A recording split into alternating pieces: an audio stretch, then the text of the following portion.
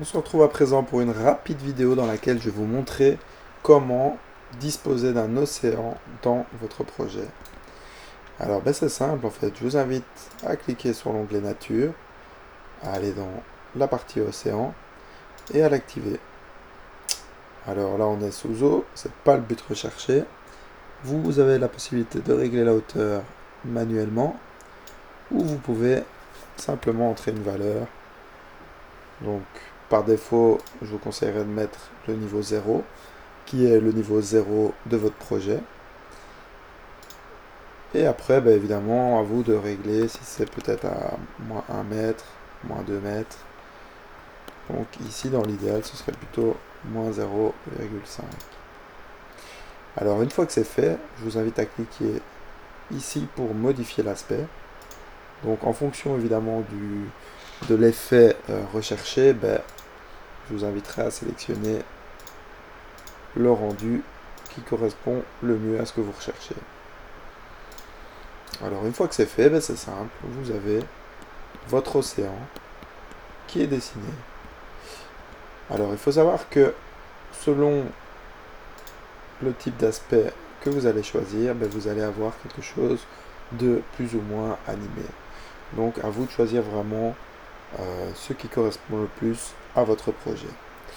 Voilà, donc c'était une rapide vidéo pour vous expliquer comment simplement mettre un océan, mettre de l'eau dans votre projet.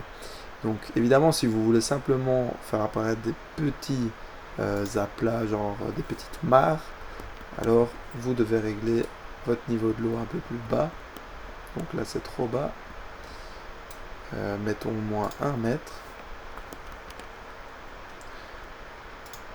Pour ne plus avoir cet effet d'océan, mais avoir plutôt quelque chose comme ceci, un petit lac, un petit... Après évidemment, qu'est-ce qui influencera l'apparition simplement de petites masses d'eau? C'est votre terrain, donc la manière dont vous allez sculpter votre terrain. Donc si vous voulez par exemple en faire apparaître une tout autour, alors je vous inviterai donc à aller dans sculpter. Donc je reprends depuis le début pour ceux qui n'ont pas suivi.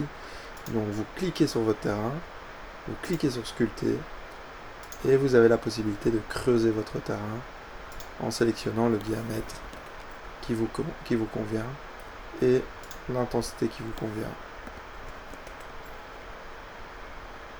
Alors ensuite vous cliquez et comme vous pouvez voir, vous avez la possibilité de véritablement creuser une tranchée sur votre terrain pour que l'eau y reste.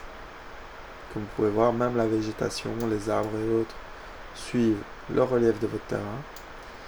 Et donc voilà, comme ça vous pouvez très rapidement créer des zones d'eau aux endroits désirés.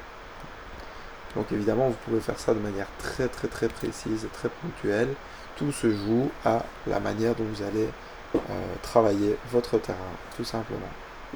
Donc voilà, j'espère que cette vidéo vous a été utile. Si c'est le cas, mettez un petit pouce en bas de la vidéo. Si vous avez la moindre question, n'hésitez pas à la poser en commentaire. Et je vous inviterai à vous abonner au passage pour nous soutenir et voir les vidéos qui suivront. Voilà, à bientôt.